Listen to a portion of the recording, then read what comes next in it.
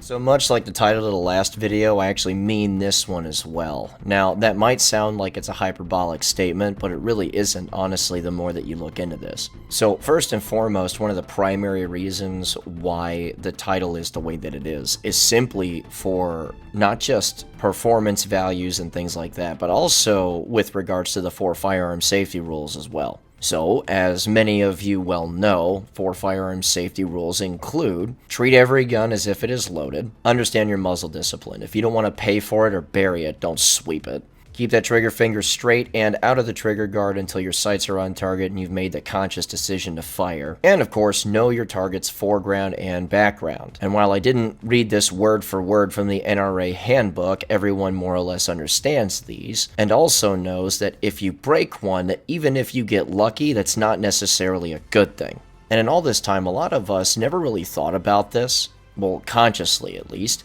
But every single time you line up a set of iron sights on a pistol and decide to use them properly, you completely give up your target foreground. Now, for some, this may not be that big of a deal. For others, this might not be a thought at all. And for more still, they're going to sit here and try and tell me that that's not going to be a big deal at any point. But the problem is that when time is life, I'm dealing with an adversary, and there's a lot of bystanders in front of me that need to not be professionally hole-punched because I wasn't paying attention. Suddenly losing my entire target foreground is kind of an issue if there are sighting systems that exist that give you the entire target foreground with no effort. And as far as training and coaching people and all this other stuff, I personally view it as individually irresponsible to recommend a set of iron sights to someone that is capable of carrying a dotted handgun instead. And a lot of times when we talk about this sort of thing, when we have dots on handguns, especially from the older guys these days, there's a whole lot of dog water arguments about their performance and reliability and things like that that are clearly coming from poorly processed and low-volume data point.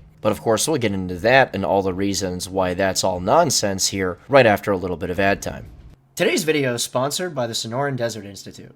Have you ever thought about making a living in the firearms industry? If you enjoy gun repair, ballistics, learning about firearms, the Sonoran Desert Institute might just be a good fit for you. To find out more about SDI, visit sdi.edu. Use the link in the description down below or call 480-999-4767 today. And now back to the video.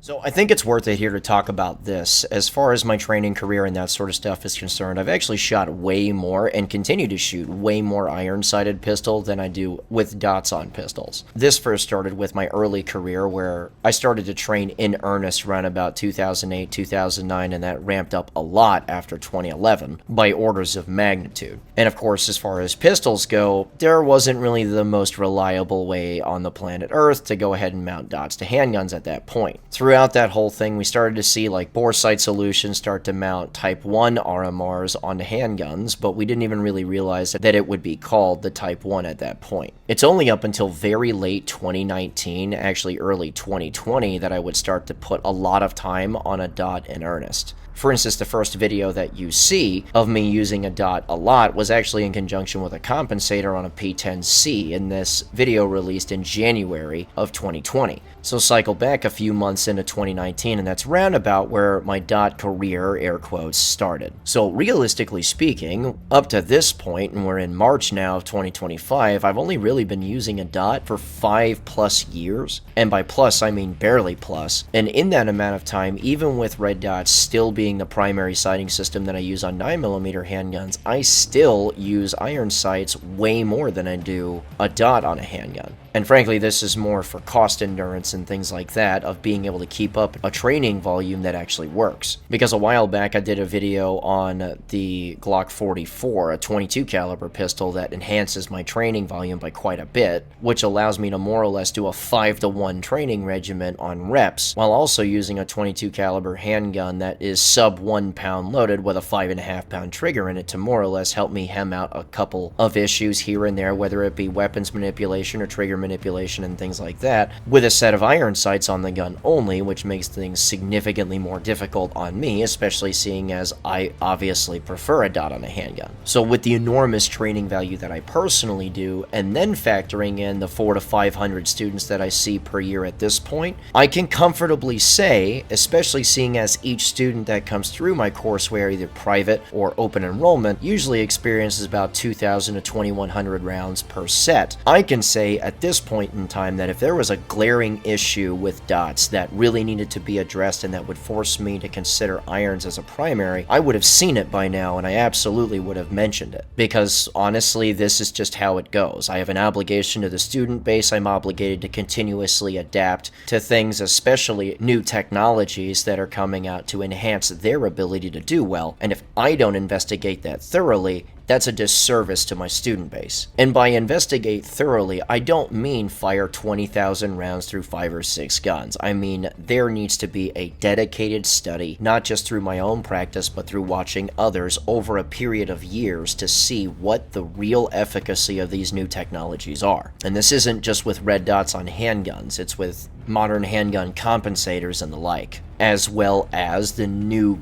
Gen 3 Glock clones that are coming out now that seem to want to use the fire control system out of a 320 with slight modification. Now, do these chassis systems essentially perform exactly like the 320? I have no idea, but it warrants investigating. So as somebody that trains high volume and advocates low-cost high volume as well, I know for a fact that there's a training regimen that is more or less averaged in this way that a lot of my students participate in, mostly because I call them and I ask them. So even if guys are on a budget, this is generally what they end up landing, and it allows them to maintain their proficiency or build on their skill sets as often as they can. And the round counts are fairly modest once you dig into it, but it's respectable in its own right.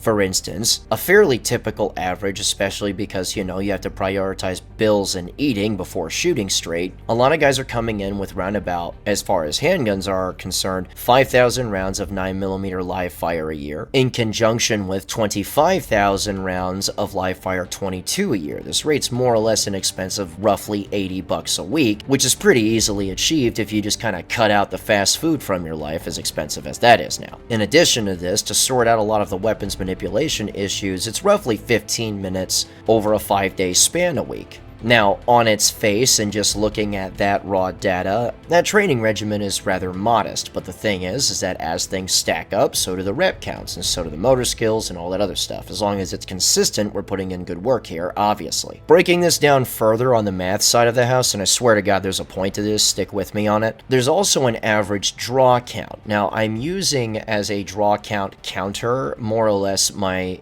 gauge standards. It's a set of evaluation standards that we put up some time ago that's scored in under time and stuff like that, but essentially what it turns into is a 40-round set that has 11 draws in it. Over the course of these 11 draws, there's more than one set with 10 rounds that are fired, there's a set that has 7 rounds fired in it, and then there's individual draws for individual shots and other things like reloads in there. Point is, you end up with 11 draws over the span of 40 rounds. Now, I view this as a pretty good average for most folks in general, because it's not all just a draw in a single shot or a 1R1 type stuff. Guys do different drill sets and different things, so the variability is basically there, and I'm using that more or less as an average. Yeah, sure, there are high and lows, but I'll explain more of that here in just a second. Because what I've noticed now, especially over the last couple of years, is that the red dot on a pistol is essentially the norm. When I started this company in 2016, it wasn't, because the vast majority of handguns that came out would have a set of iron sights on them, mine included. And of course, in 2018, the Type 2 RMR came out, which, by the way, it's been that long ago. And since then, Holosun comes out with their own dots that basically copy the contact layout of a Type 2 RMR, and now dots are everywhere. They exploded on the scene, and everyone's got them. So I bring up all of these numbers to bring up total counts and that sort of stuff later, obviously, because I've heard a lot of different claims by a lot of the different older cats that are trying to speak from a position of authority, and they throw out numbers that sound like they're a lot on their face, but relatively speaking to even a modest training regimen, they're really not. For instance, and in particular, I hear about things like over the course of a 50-year career and quite literally over a couple 100,000 reps, I'm not going to change my carry style from strong side behind the hip to appendix because I'm not going to change all of that mental programming. Or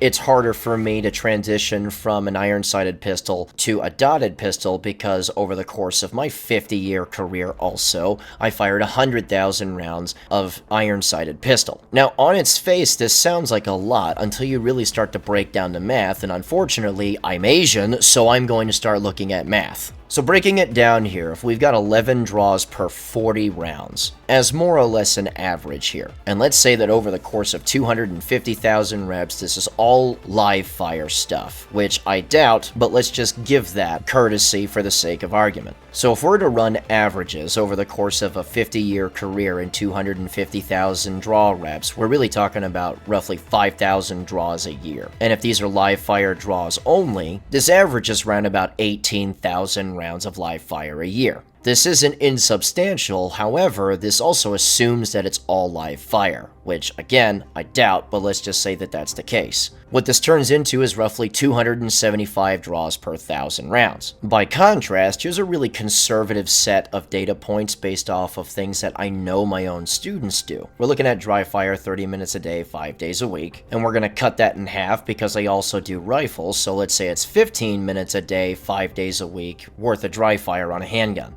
Now, with your resets and resetting your timer, charging the striker again, putting it up in the holster, let's go ahead and say that we get a rep in roughly every 10 seconds, which again is rather conservative. Some guys move pretty quickly with it, but let's just say it's a rep every 10 seconds. That equates to 150 reps in about 15 minutes. You multiply that by 5, we get 750 per week. And let's just say that we took a couple of weeks off here, 48 weeks a year, puts us to about 36,000 reps in 1 year of 15 minutes a day, 5 days a week worth of dry fire practices and draws. Now, this doesn't quite jive when you say that, okay, let's give this same person with this fairly modest dry fire regimen 50 years to accomplish this. Instead of 250,000 reps, we're looking more at 1.8 million, and that's on a really modest training regimen. Let's also add in the live fire practice as well. Let's say that we have 100 rounds of 9mm per week. That's not a whole lot, but then you augment that with 500 rounds of 22 per week as well. So that's 600 rounds worth of live fire reps. And through your live fire practice, you get about 81 draws with live fire per week. What this works out to, as far as the averages go, is 3,888 draws through live fire. So, adding the 36,000 with the 3,888 brings us to a dry fire and live fire regimen in 1 year that's very conservative of 39,888 reps per year. Now, this is just a very conservative training regimen based off of a low-cost round count by someone that doesn't recognize themselves to be a 1%er in the training field. This is just a guy that wants to maintain and add on to his skill set over time and doesn't have the money to put up 1,000 rounds of 9mm a month. But even still, with a little bit of budgeting and a little bit of modest management of funds and resources, we got about 4,800 rounds of 9mm a year and 28,000 rounds of 22 a year on more or less the same shaped thing as his carry handgun. So that 24,000 with that 4,800 gives us a solid 28,800 rounds a year. So when you mesh this up to these guys that are trying to make these very direct claims with numbers that sound impressive on their face, 100,000 rounds worth of iron-sighted shooting and 250,000 reps of drawing a holster is really just not a lot, and this is based off a very modest training regimen. Now, why do I bring all this up? Well, I bring all this up because there's a lot of things things to talk about as far as what we take stock in, as far as someone that is trying to speak from a position of authority. And me personally, I hate arguing from positions of authority, and I hate arguing with titles. You use data to argue your points. You use high volume shooting, round counts, and visibly so as well. And this isn't even speaking about my training volume, which is significantly higher than this. So when you compare, honestly, no kidding, fairly pathetic numbers to a very modest training regimen that outstrips this in a few years and not 50, it more or less is a tell. They're telling on themselves without realizing it. And if you're going to label yourself as a 1% of shooters professional and then make direct claims about numbers like this, and this is like the older cat crowd that I'm talking about in the first place, because trying to show off 5 or 6 handguns and then say that I've got 20,000 rounds between all of them, so therefore I understand what I'm talking about, is not the flex that you think it is. Now, I find this very, very important because what this causes issues for is guys like me, guys that have been doing this for 9 years straight, have been hitting the ground real hard for a long time, teaching very new people and very experienced people for a solid number of years now, and are extraordinarily invested in updating the curriculum, because if you don't adapt, you die. So now we're going to start talking about red dots on handguns finally.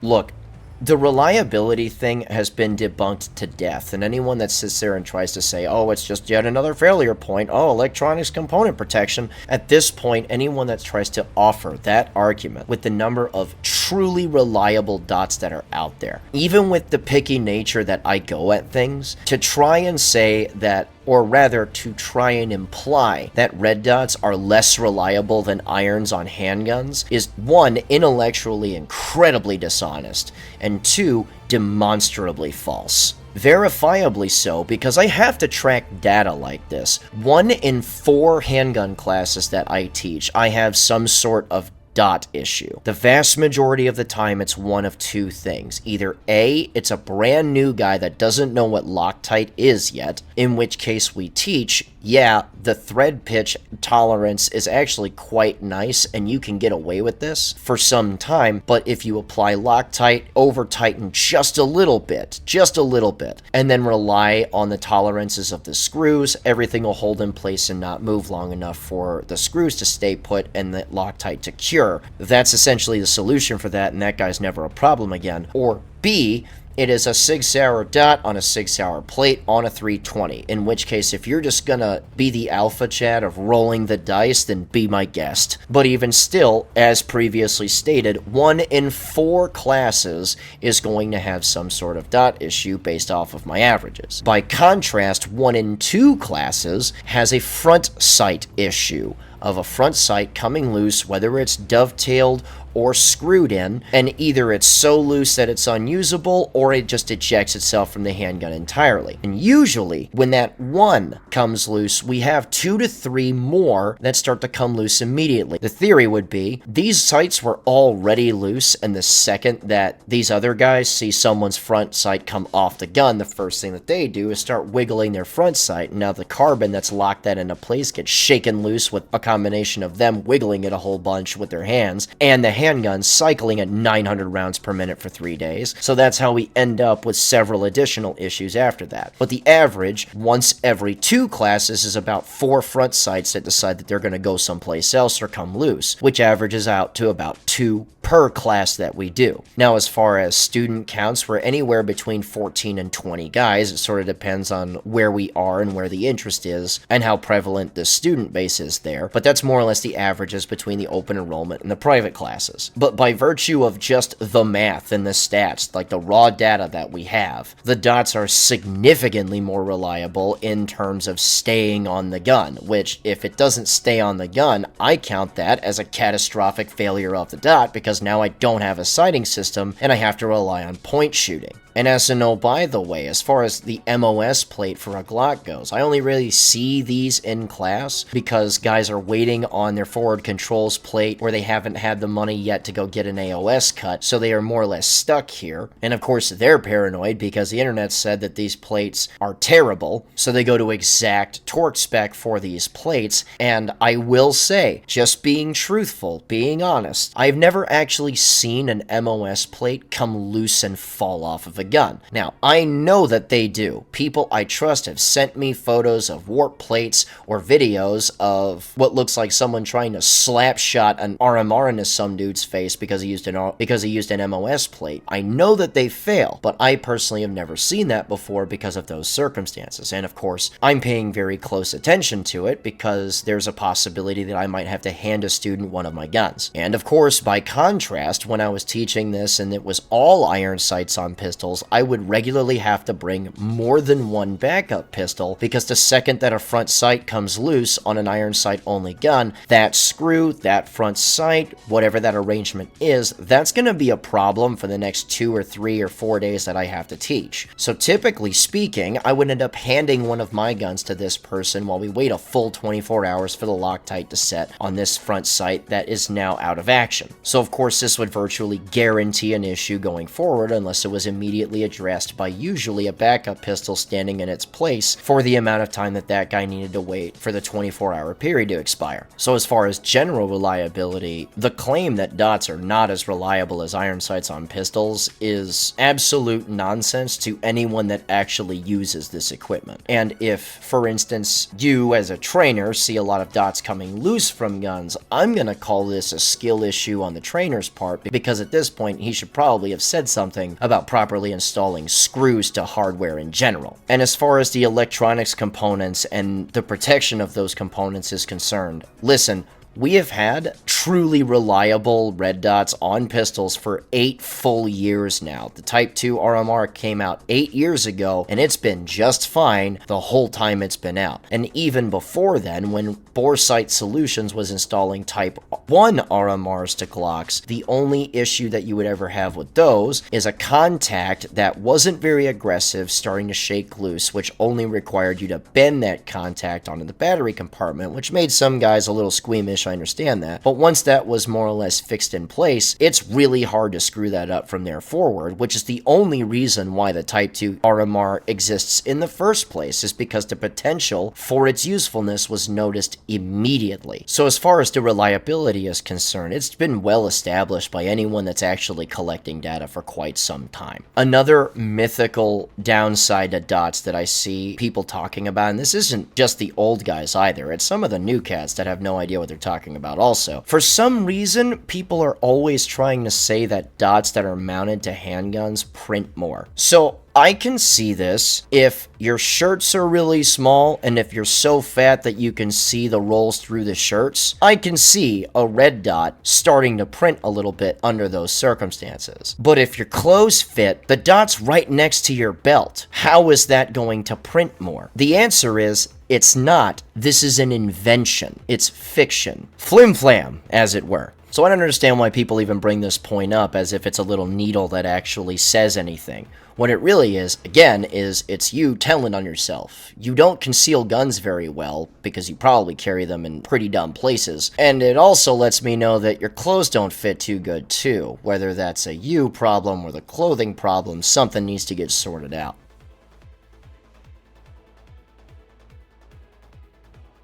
Now, another fairly valid excuse I've heard for dots not going on pistols is like pocket guns. So that little LCP or that J-frame. And my answer, generally speaking, to that is that if that's what you've got right now, I suppose. Fine. Interface isn't there to put a dot on it, I guess. But here's the thing about both of those guns. You definitely do not train with them a lot, because all of them handle terribly. So what this turns into is a gun that you barely use with a sighting system that's incredibly bad that we're going to try and shove in a pocket when there are better methods for this. Inside the ankle carry has been a thing forever, as a for instance, and also the 43 exists. Also, smaller dots fit the 43X 26, and also, you can cut the slide on a 43, port it so it behaves a little bit better, and now I have a reliable handgun that works with good magazines and a dot on it that I can deep conceal so that when I'm carrying on the job, I don't lose my job because somebody saw me printing this handgun so badly that you can see a red dot equipped on it. And if, of course, you're not like me, which would be the kind of person that just wears skinny jeans as regular jeans because I am made out of exclusively fun noodles, and you have normal people-sized legs, you can get away with all this, basically the same format, in a Glock 26, which is now a 10-shot gun with all of these better things and most likely a larger dot. So it's a small gun, conceals good, porting makes it behave good. I don't see a downside. You shouldn't either. This is why we look for better practices, not worse guns. So now that we have got rid of all of the excuses or the bad data point cons that we hear all the time, let's go ahead and talk about the actual performance increase, because a lot of guys don't realize how much work that dot's really doing for them.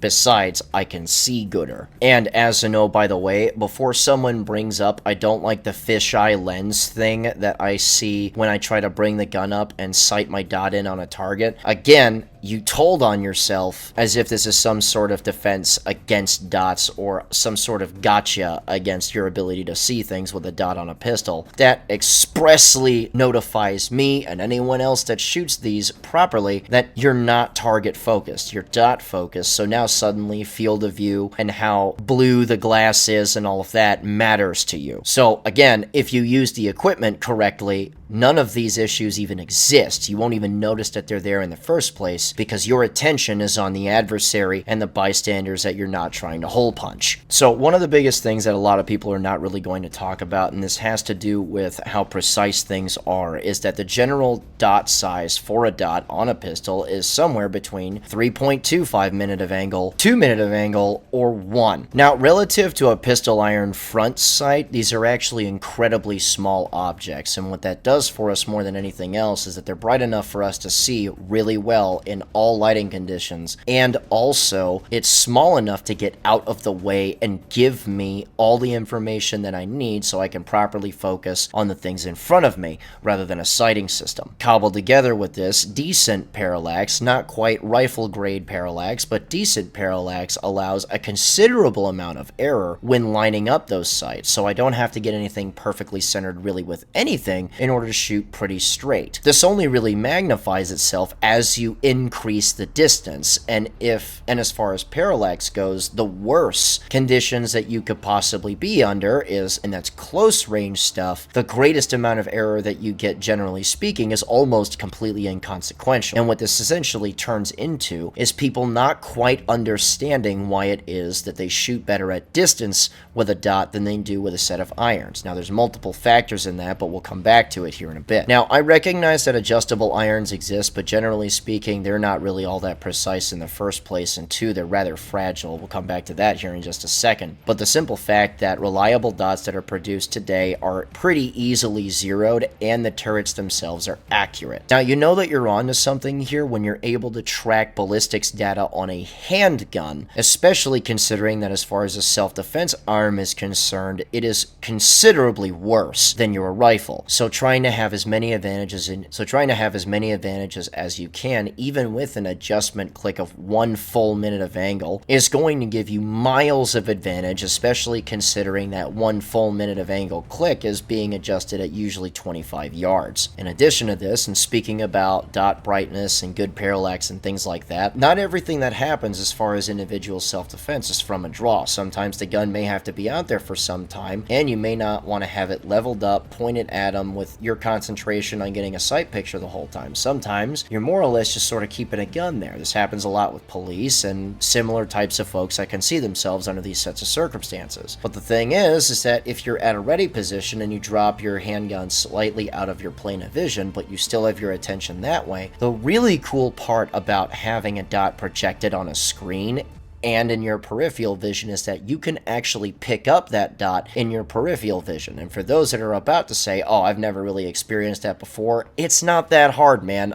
Widescreen vision only, and I can still get the vertical stuff. And the really cool part about really decent parallax is that when you can see the dot in your peripheral vision, you actually have a true understanding of where the bore of that pistol is pointed because it's zeroed, and I don't have to worry about lining a set of irons up. And I don't know about you, but being able to simultaneously track adversary in front of me as well as bystanders and also have a complete awareness of where my dot is at the same time is something that a set of irons is never going to afford you. When we're actually shooting the things, it allows us quite a bit of extra information with a true representation of what's happening to the bore as things are in motion. This doesn't just have to do with whether or not your grip is surviving the recoil impulse, but it also allows you to actually see what your individual input is on the gun before, during, and after the shot. This has to do with whether or not you have enough leverage, enough friction. This has everything to do with whether or not your press sucks, whether or not you need more or less trigger finger depending on the behavior of that dot. And a lot of times, all this really requires is for you to fire sets of 2 rounds at a time. A lot of really high-level competition shooters are doing the same, to where they'll fire 2 rounds at a time at increasing rates or increasing distances, or both, to see exactly what it takes for their present system of recoil control, trigger press, and all that to start falling apart. The really cool part about all of this is that it isn't some voodoo I feel nonsense that you more or less have to adopt when you're using a set of irons, because you are watching the behavior with a visual cue directly in front of your face. And contrary to what a lot of guys will say about irons being an easy thing to teach new people, I actually view this as the exact opposite, because now I don't have to figure out what's going on with this person that has no mind-muscle connection with their handgun whatsoever. What I've got now is a true visual representation of what's happening with the handgun in front of them as it's happening, and I can ask them to describe that to me after I ask them to start tracking the behavior of the dot as they're shooting, and they're able to do all of this because we're able to pay attention to more than one thing at once. Another big advantage as far as the flexibility of a system like this is concerned is that it doesn't really matter what lighting condition or time of day it is. If you have it preset, it can counter white light without washing out. If you're in a twilight environment where irons are basically useless, and so is that white light because the lighting is just right to where neither work really well, the red dot is the only of these systems that gives you enough contrast to properly see the world around you so that you can place an accurate shot. In addition to this,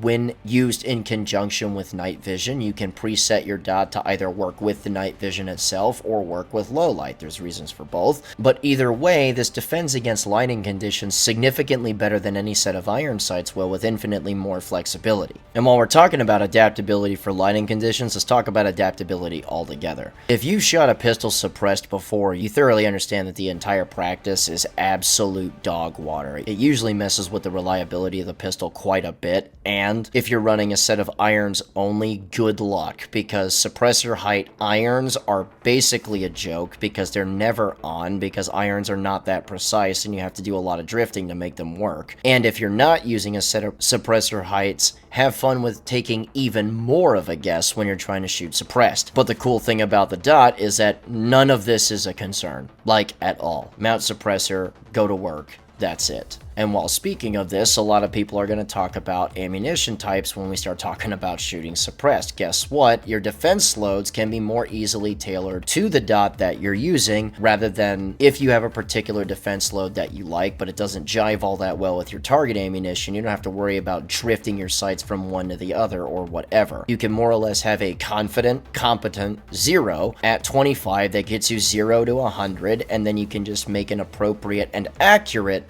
hold for your target ammunition rather than, again, a guess. Because in some cases, good defense loads can be something like 2 inches off in elevation and windage from the target loads. And as a note, by the way, if you're using a set of irons only and you have 2 inches off with vertical with your elevation and windage, you can't adjust for the elevation. You're just going to have to deal with it. So not having to guess ever is just something that I would rather have in a self-defense system. Something else that I've noticed too is that if you do enough high volume shooting, you're going to wear stuff out, because I don't have 30 guns provided to me from Wilson Combat. When you do eventually have to transfer things from one to the other, I've noticed that if I've had to get new slides, I might as well just get new irons, because they are most likely rusted into place and there's stuff trying to chip apart on them if I'm trying to remove them, because I carry guns concealed as well as in a safari land at the same time.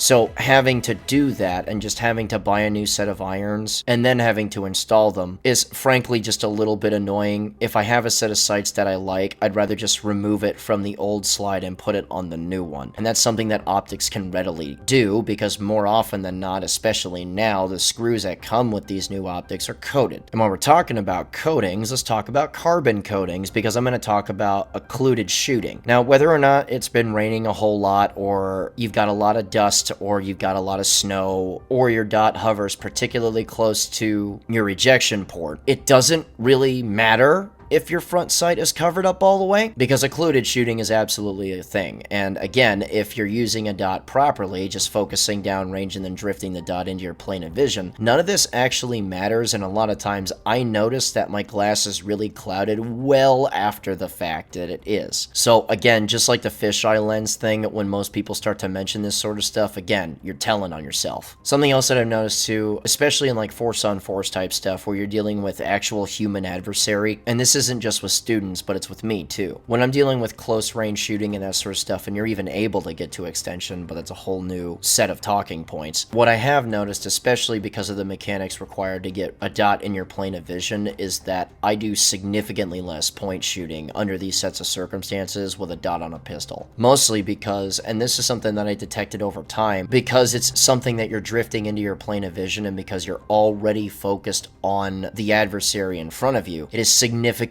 easier to not just track, but process the data that you would normally get from a dot while placing a shot that close, or a series of them at that point, because you're probably doing a bunch of shooting at once. Point is that this isn't just myself, but this is student after student after student that I've seen come through and do that sort of thing, is that they'll be describing the encounter, and then in the middle of that whole thing, they'll start to describe dot behavior to me, rather than when this was exclusively an iron sight. Most of the time they're only explaining what's happening in the encounter itself, and then you ask them about the irons, and more often than not, they'll sit there and tell you, I never picked those things up. Now, we hear a lot that there is no discernible advantage between iron sights or a dot from 10 yards and in. And again, I have to challenge this, because if that's the case, then why are we getting this information from people that are dealing with adversary up close like that? Especially people that they know are going to put hands on them and that they have to shoot their way out of. Never mind all the other previously discussed things, especially with the out of direct plane of vision deal where you could pick up a dot in your peripheral vision. Personally, I don't think how you could possibly demonstrate that there isn't an advantage to having a dot on a pistol on those two facts alone. Never mind the fact that if you can simply see better, and if you can process what's out in front of you, you can more precisely line up your sighting system in a shorter amount of time, because A, I don't have to line up a set of enormous, relatively, iron sights in front of my face. 2, I can pay attention to the effect on target. And 3, because it's a dot and not a set of sights that I have to line up again, you can just simply place the shot faster. There is no quantifiable way that could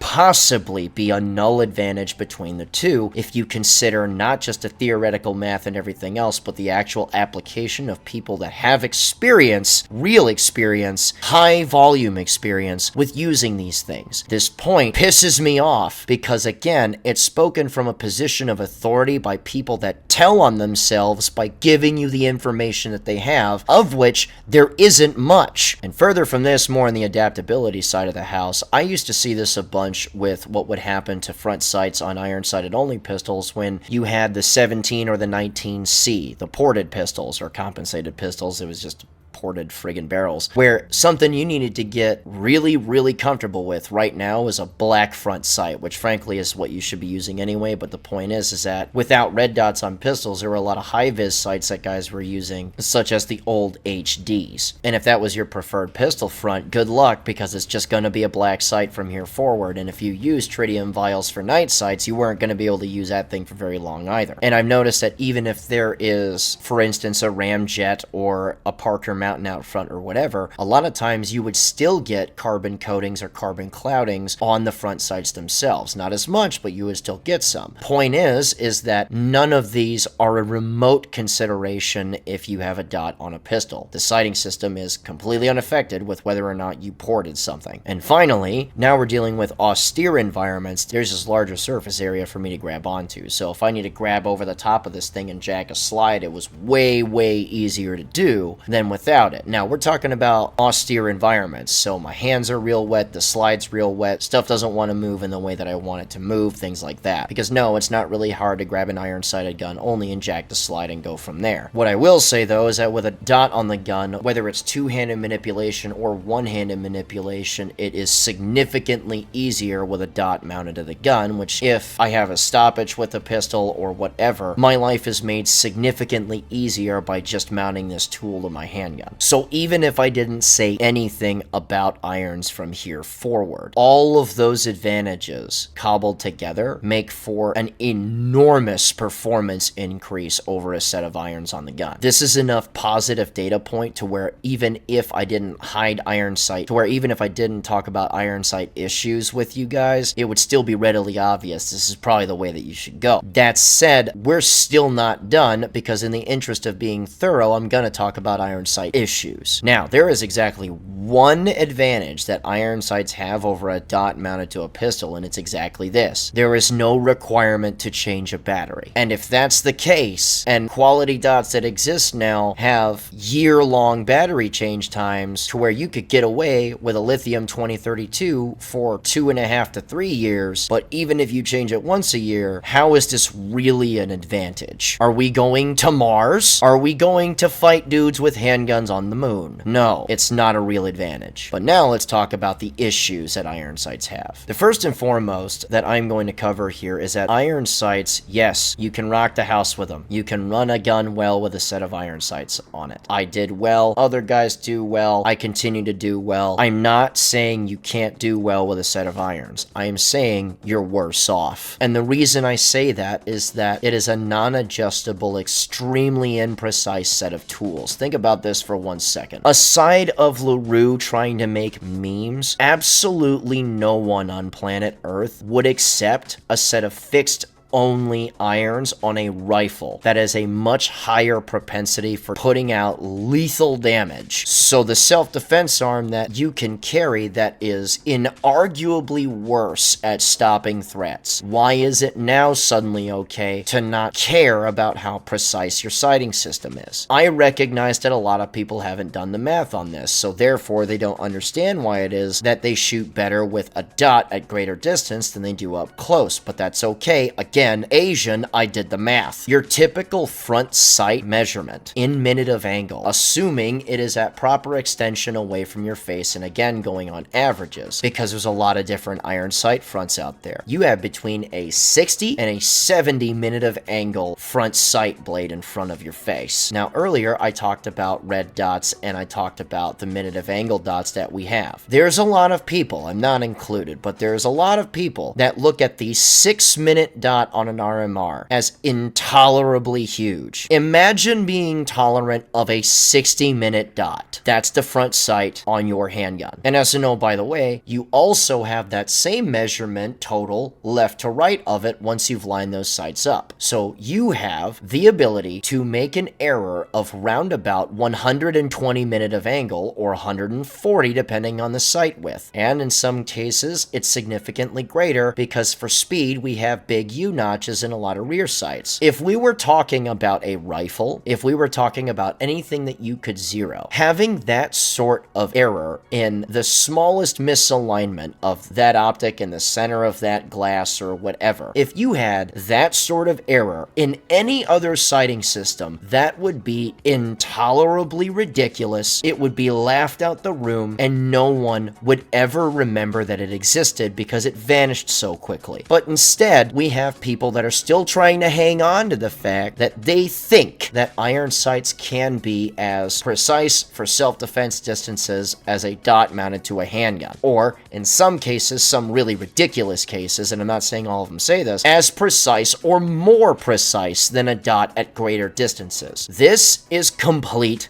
nonsense. Just on that math alone, just on the fact that you cannot zero these things, because yes, you can get pretty close to point of aim, point of impact with them, absolutely, but regardless to whether or not you think it works, the reality is this is a guess, and we need to stop thinking about it as anything other than that, because that's what it is. It's a guess, it's a maybe, it's a probably. Worse than this, adjustable irons still have the same similar measurements, but they will then adjust a full minute of angle per individual click adjustment, or in some cases 1.25 or 1.5, or sometimes larger, but those aren't as common. With objects this large, with this much ability to misalign things and create error, that's not cutting it, Chief. It's nowhere near as precise as it needs to be as far as self-defense tools are concerned. We've evolved past that. Never mind the fact that if you get into unconventional positions, what I hear all the time is that, oh, well, if I get in an unconventional position, I'll lose my dot forever. First of all, if you do enough of that practice, it's really not anywhere near as big of a deal as people make it out to be. And even still, even if you do lose the dot for a second, oh god, here it is again. If that's the real amount of time that it takes to get back on target, it's not that big of a deal. But at the same time, what we're not going to say is the very second that you get into austere conditions and now this extremely imprecise sighting system is rolled on its side, or because you're really bent up or curled up into a really odd position, now suddenly these are somehow a little bit closer to my face, so now those measurements for everything I just said that were incredibly huge are enlarged now. So now we're even less precise, which is why some of you, when you roll into the supine or urban prone or whatever, suddenly can't hit anything ever. Worse than this, they're just not adaptable. They're really not. They do okay under white light for sure, but in twilight conditions where you really can't see a whole lot of much in great detail on that gun anymore, and the white light isn't powerful enough, or it's not dark enough for you to pick up the things that you want to, the iron sights get really difficult to use whether or not you have a set of night sights, because it isn't dark enough for them to glow correctly. Worse than this, if it is actually dark outside and you have light polluted environments that would actually come in like so towards your rear sights and that sort of stuff, if you have light pollution that's a little bit harsh toward your rear sight but not as harsh toward your front sight, as I've experienced going in and out of buildings and doing stuff like that, it makes life so hard just to use your sighting system, something that you just don't have a problem with a dot on the gun. Never mind the fact that high volume training doesn't make losing your front sight or having a front sight come loose a possibility. It makes it an inevitability, and what's worse is that you won't ever actually get a warning either, because of the size of the screws that are required to get front sights into place, or the size of the dovetails, and the size of the objects that we can see, first of all. In addition to the fact that what cracks the thing loose is that last straw, or that last rep, going at 900 or 1,000 rounds per minute. You don't get a warning. It just goes from it's there to now it's loose and wiggling. Let's say that the battery life on these optics that we're using now was really terrible, like 2 weeks. At the very least, dots that are going out warn you, because either it starts getting hard to get them at the correct brightness that you want, and when you start to notice, wow, that I'm really not getting the same brightness that I normally need, time to change the battery, or in Holosun's case, the thing literally flashes in front of your face, at least you get a warning that there's some sort of issue going on with it. It's not the same. You either have your front sight or you don't. Worse than this, the rear sight is affected by things too. If you do enough austere condition training and you do enough one-handed manipulation manipulations, and this is without fail, by the way, that rear sight is going to drift by just what you're pressing it against and what you keep running your action off of. It's going to drift, which means your imprecise system is now slightly less precise-er than it was before. Great. I just love having random POI shifts. And again, as previously stated, using a set of iron sights with a suppressor is a friggin' joke. And worse than all of these things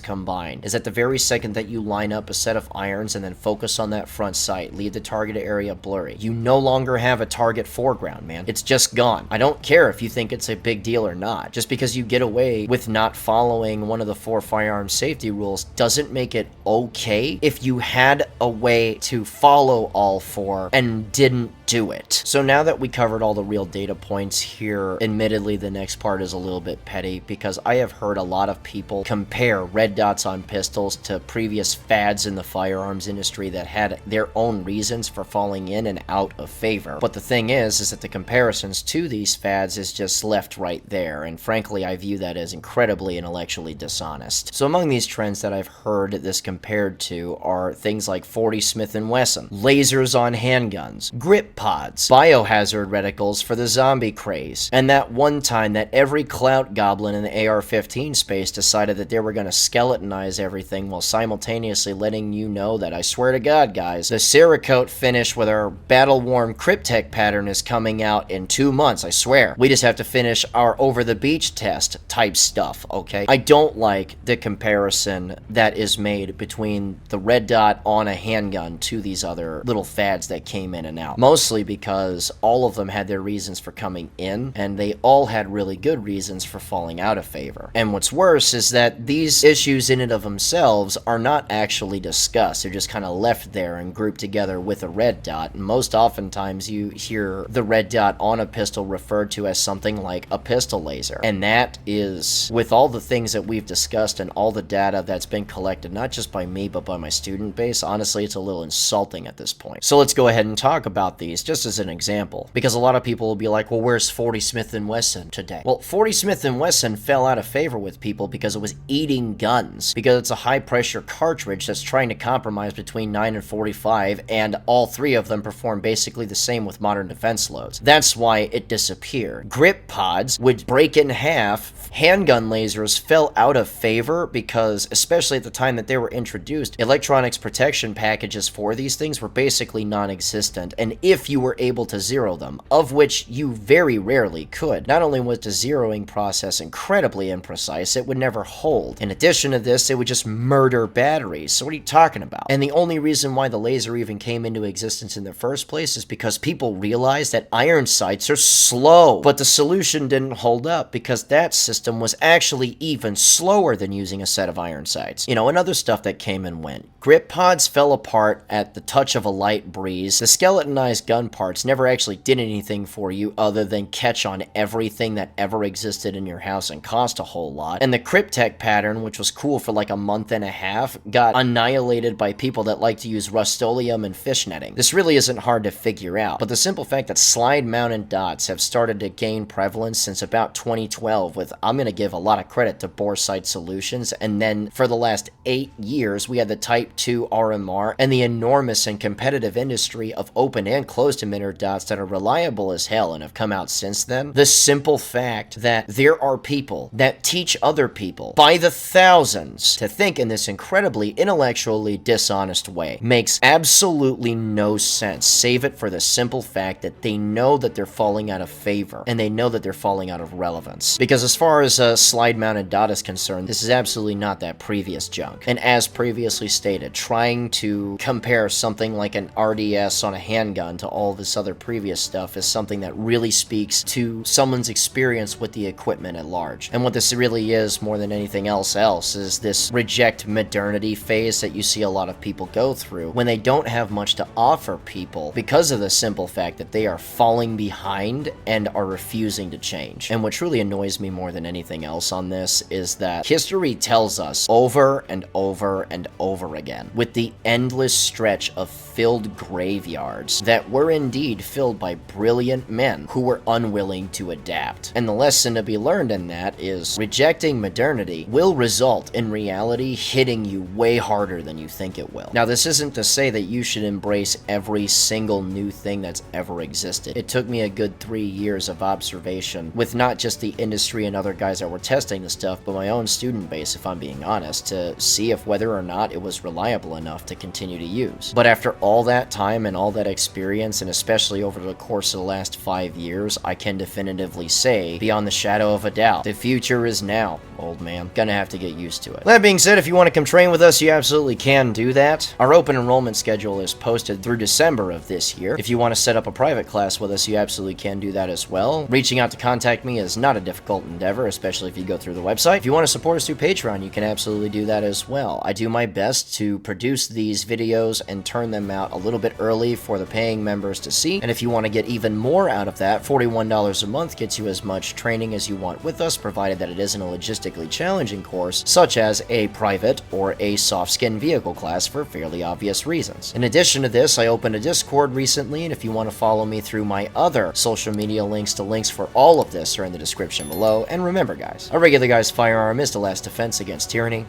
Be easy.